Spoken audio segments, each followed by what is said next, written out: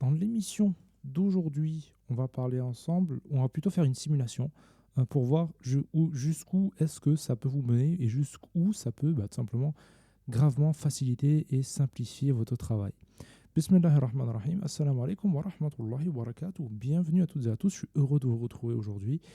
Et si c'est la première fois que vous vous connectez sur le podcast Ar-Rizq, je vous souhaite la bienvenue et sachez que vous avez encore droit au guide de l'entrepreneur musulman pour tout simplement créer votre business en accord avec vos principes. Vous avez un lien dans la description, c'est sur al-risque.com. Et aujourd'hui, dans cet épisode, on va peut-être faire un peu une simulation un peu bizarre pour certains. Et on va faire un parallèle entre tout simplement la mort et comment on va pouvoir faciliter et tout simplement mettre ça en place et en tirer des conclusions nécessaires dans le business pendant qu'il est encore temps. Effectivement, il y a une chose à laquelle on pense peu, mais bon, c'est le but un peu aussi, qu'on ait un peu que ce soit un rappel pour moi avant tout le monde, mais bien évidemment également donc un rappel pour vous, pour les auditeurs donc de l'émission. Et il y a une chose, en fait, moi ce qui est venu en fait en parler, enfin, comment, pas en parler, mais je veux dire, comment m'est venue en fait l'idée de cette émission-là, c'est que cette semaine, on a eu, j'ai eu un petit revers donc d'un point de vue de deux personnes, deux collaborateurs, deux personnes qui travaillent avec moi sur différents business. Et en fait, tous les deux, on va dire, ont été frappés par on va dire, par un contretemps. L'un, c'était un contretemps santé, donc qui a été hospitalisé. Alhamdoulilah, qui l'en s'est remis, qu'Allah le guérisse. L'autre collaborateur, donc ce qui s'est passé avec lui, c'est qu'il était en fait, il a eu une inondation chez lui. Et pourquoi je vous dis ça? Tout simplement parce que c'était juste, on va dire, dans l'espace de 48 heures en fait. Pendant 48 heures, on a eu un peu l'urgence à bord parce que c'est non seulement, enfin, avant d'être une urgence dans le business, c'est bien évidemment, c'est une urgence humaine. C'est-à-dire que lorsque vous avez la possibilité de travailler, d'être indépendant et d'avoir une entreprise, généralement, ce que vous allez faire, c'est que vous allez travailler avec des personnes, non seulement pour les compétences, mais également pour les personnes en tant que telles, en tant qu'homme, en tant qu'humain, en tant qu'une personne qui a des responsabilités et à laquelle vous souhaitez tout simplement donner également une meilleure vie, et que tout simplement votre entreprise, le boulot que vous lui offrez, ça lui permet tout simplement d'avoir tout simplement un meilleur quotidien, que ça lui permette tout simplement de vivre de manière digne, sans rien de devoir demander à personne. Ça, on en parlait notamment dans un précédent épisode sur lequel on a vraiment parlé longtemps sur le sujet. Je crois qu'on avait fait une émission de 25 minutes. Vous pouvez la retrouver, je ne me rappelle plus exactement le titre, mais je crois je me rappelle plus le titre, mais vous allez la trouver dans laquelle vous regardez tout simplement l'épisode qui fait environ 25 minutes et vous allez voir. Et ça, sur ça, je m'étalais vraiment longuement dessus parce que je pense que c'est important. Parce que voilà, le business, bien évidemment, le business, on le fait pour l'argent, mais on le fait aussi notamment pour les expériences qu'on peut faire. Bien évidemment, numéro un, pourquoi on fait du business? On fait du business parce que voilà, ça nous permet d'être, tout simplement de nous consacrer pour les choses qui sont le plus importantes dans nos vies. D'accord? Donc, mais évidemment, le business, il faut que ça rapporte du cash, il faut que ça ramène de l'argent. Donc voilà, c'est pour ça qu'on fait du business. Mais il y a une chose qui est également importante, et je pense que sur ça, on va s'attarder un peu, et on va probablement s'en attarder aussi dans de prochains épisodes, parce que c'est tellement important. Excusez-moi. C'est le fait c'est vraiment de travailler, comme je vous ai dit précédemment, c'est de travailler avec des personnes qui sont vos collaborateurs, des personnes, alors peu importe que ce soit des sous-traitants ou peu importe que ce soit des salariés, donc ça, après, on va dire, c'est sur la forme que ça diffère, mais sur le fond, c'est des personnes qui travaillent avec vous, donc c'est vos collaborateurs, c'est des personnes qui sont avec vous, qui sont dans le même navire. Donc, on travaille justement enfin, moi en tout cas, c'est ce que j'essaye de faire. C'est que j'essaye de faire venir en fait à bord des entreprises juste des personnes avec lesquelles j'essaie d'être en harmonie. Parce que le but, c'est dans le travail, c'est bien évidemment c'est de gagner de l'argent. Donc même ces collaborateurs-là, ils sont là bien évidemment aussi pour l'argent. Parce que bien évidemment, s'il n'y aurait pas l'argent, ils seraient tout simplement dans un autre endroit pour gagner leur gagne-pain. Mais c'est aussi de leur donner une expérience, c'est aussi de leur donner un environnement de travail qui est sain, un environnement de travail dans lequel on ne leur met pas. Alors, je ne vais pas leur dire qu'on ne leur met jamais la pression, mais bien évidemment, il y a des périodes, enfin, notamment sur certains types de business, où on a des périodes où c'est fort en pression.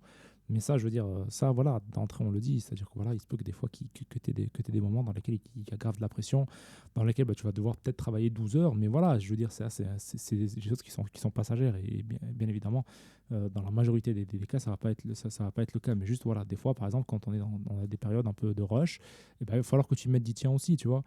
Et je pense que si on aborde le truc comme ça, et si on aborde que toutes les personnes qui viennent vous aider dans votre aventure, dans votre entreprise, sont des personnes en réalité, enfin, c'est des personnes que vous choisissez, bien évidemment pour les compétences, mais également parce que ce sont des personnes-là en tant qu'hommes, en tant qu'humains, en tant que personnes qui partagent des valeurs. Alors, ça ne veut pas dire que vous allez. Enfin, moi, par exemple, je travaille avec des personnes, par exemple, qui ne sont pas de même confession que moi, et je veux dire, c'est pas un problème. Au contraire, moi, je pense que si on arrive à donner le bon exemple avec des personnes qui, justement, enfin, dans lesquelles on fait venir des personnes à bord qui ne sont pas dans notre confession, hein, il n'y a aucun mal à cela. C'est-à-dire qu'on n'est pas en train de se dire, voilà, on reste juste sectaire, on reste juste entre nous. Non. D'un point de vue du travail, ça peut être également un excellent moyen bah justement, en dehors du travail, de parler aussi des choses qui se passent dans nos vies, notamment de la vision de la vie que nous avons en tant que musulmans, l'islam, de leur parler justement de cette religion-là et de leur faire comprendre que tout ce qu'on vous dit à la télé, tout ce qu'on vous dit dans les médias, tout ce qu'on essaie de vous faire croire sur l'islam, en réalité, c'est pas vrai. Et tu le vois aujourd'hui parce que tu es en contact avec moi, tu es en contact avec moi. Voilà, moi peut-être dans l'entreprise, voilà, je suis peut-être le chef, je suis peut-être ton supérieur, mais en réalité, on est tous des hommes, tu vois, on partage un peu tous on va dire, voilà, on est dans le même bateau, tu vois. Et de la manière dont vous allez traiter justement ces personnes-là, ça va également, bien évidemment, impacter sur la vision que ces personnes-là vont avoir de vous en tant qu'homme, mais également de la religion et du message que vous allez faire passer. D'où l'importance de vraiment, enfin, c'était même pas le titre de l'émission, mais pour moi, cette parenthèse, elle est extrêmement importante parce que justement, ça aussi, ça doit refléter une partie de la du message de votre entreprise. Parce que le message de l'entreprise, c'est-à-dire que oui, c'est vous, c'est que vous ayez plus de temps aussi, mais imaginez simplement dire l'impact que vous allez pouvoir avoir aussi si vous inculquez justement ces bonnes valeurs donc également aux personnes avec lesquelles vous travaillez. Tout ça pour vous dire que voilà, on a fait 7 minutes hors sujet. Enfin, je sais pas si c'est vraiment hors sujet, mais pour moi, c'est tellement important d'en parler et j'espère que vous allez pouvoir en tirer des conclusions intéressantes également donc pour vous et pour votre projet. Le point où je voulais en venir aujourd'hui, et on va dire le titre de l'émission, c'était quoi? Et si tout s'arrêtait et si tout disparaissait? J'avais fait donc le point commun donc avec ces deux collaborateurs, ces deux personnes qui sont vraiment importantes dans l'entreprise, bah, qui ont eu, on va dire, deux revers en même temps et deux coups durs en fait en même temps. Et c'est là en fait on se rend compte de l'importance de procéduriser un business. Alors je ne sais pas si vous avez déjà entendu on va dire cette appellation, ou plutôt ce concept. En fait, ça consiste à ce que, comme vous avez en fait un mode d'emploi pour, par exemple, je sais pas, bah, là devant moi j'ai un ordinateur, par exemple, sur comment utiliser un ordinateur. Il n'y a plus vraiment de mode d'emploi, comment utiliser un ordinateur. Par exemple, je vais prendre la table là, que j'utilise par exemple pour enregistrer. Euh, cette table-là, bah, elle est venue avec un mode d'emploi pour savoir voilà, où est-ce qu'on branche les micros, où est-ce qu'on branche les casques, comment on fait ci, comment on fait ça. Et c'est exactement dans votre business aussi, parce que demain, c'est-à-dire que si y a un revers, c'est-à-dire que si demain, voilà, bah, votre heure sonne, vous n'arrivez plus à vous occuper de votre business. Euh, soit vous tombez malade, soit vous avez un accident, soit vous mourrez tout simplement. Comment ça se passe si personne ne sait comment le business est conduit, ça va poser problème. Ça va poser problème parce que notamment, et je le souhaite à tout le monde, je souhaite à tout le monde que, voilà, que vous allez pouvoir léguer quelque chose par la suite aux personnes qui sont avec vous, aux personnes qui vous sont chères. Si jamais enfin voilà, si vous ne léguez rien, par exemple, à des personnes autour de vous, parce que voilà, peut-être voilà, vous n'avez pas d'enfants, ou peut-être vos enfants, enfin, on sait pas ce que Allah subhanahu wa ta'ala ce que le futur nous réserve. Mais bref, tout ça pour vous dire que si jamais, bah voilà, il y a rien qui se passe et que personne de vos proches va hériter votre business, bah peut-être ce serait peut-être aussi intéressant de réfléchir à cette chose-là, comme par exemple le fait de léguer par exemple ce business-là, par exemple à une association ou à une fondation ou à quelque chose du genre en fait qui va vous permettre de tout simplement de continuer à faire tourner cette chose-là que vous avez bâtie et que ça vous rapporte encore des hasanats même une fois dans votre tombe, quoi. Et donc c'est pour ça en fait d'avoir justement l'importance de procéduriser votre business et d'avoir en fait un mode d'emploi de votre business et de savoir exactement quelles sont les tâches qui incombent à chacun dans l'entreprise et à quoi elles servent et comment elles sont conduites.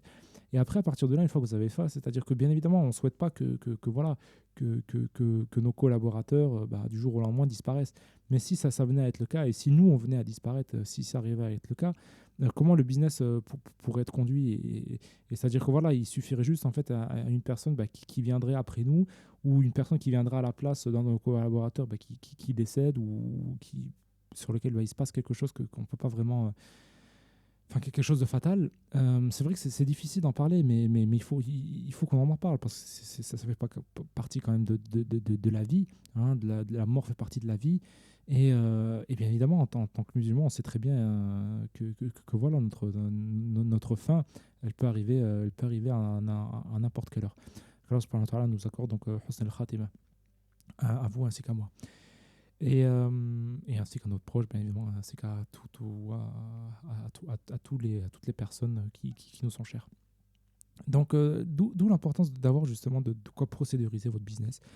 D'où l'importance d'avoir quelque chose qui vous permette qui permette, on va dire, à n'importe qui ouvre ce manuel, ce mode d'emploi, ce mode d'utilisation, à pouvoir conduire le business. Alors, on ne vous dit pas qu'il va le conduire le business à 100% tel que vous le faites ou tel que votre collaborateur le fait, parce que voilà, c'est quelqu'un qui a déjà de l'expérience. Mais je veux dire, au moins, il pourra plus ou moins naviguer en eau trouble, même si ce ne sera pas forcément le meilleur navigateur, parce que le meilleur navigateur, c'est qui?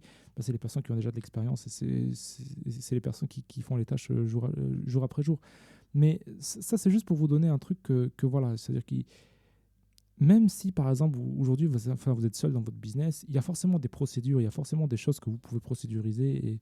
Enfin, procéduriser, je ne sais même pas si c'est très, très français, mais vous aurez compris le concept.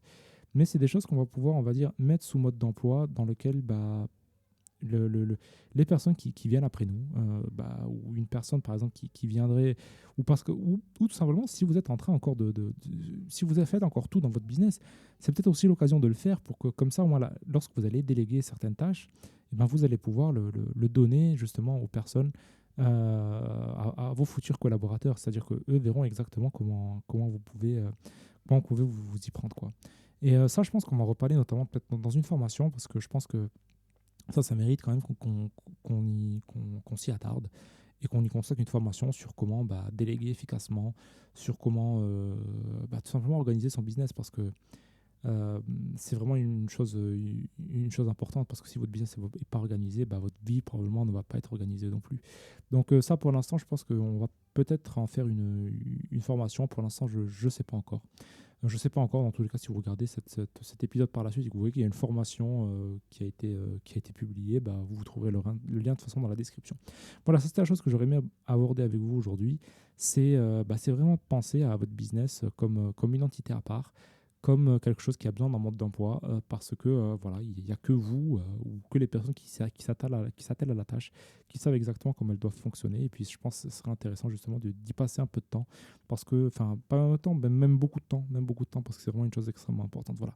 Donc c'est la chose que j'aurais aimé partager avec vous aujourd'hui. Donc je le répète, si vous n'avez pas encore téléchargé votre copie du guide de l'entrepreneur musulman, faites-le en cliquant sur le lien qui se trouve dans la description. C'est sur altiris.com. Et également, si cet épisode vous a été utile, n'hésitez pas à le partager. Vous pouvez également mettre un petit pouce si ça vous a été utile. Dans tous les cas, moi, je vous remercie de l'avoir suivi. Et nous, on se retrouve donc dans l'épisode de demain, dans lequel on va encore parler de deux sujets qui, je pense, qui sont intéressants. En tout cas, moi qui me passionne. Voilà, donc nous, on se retrouve donc dans l'épisode de demain. Et on se dit à très vite. Subhanaka wa bihamdika ashhadu an la ilaha illa anta astaghfiruka wa atubu ilaik. Wassalamu alaikum wa rahmatullahi wa barakatuh.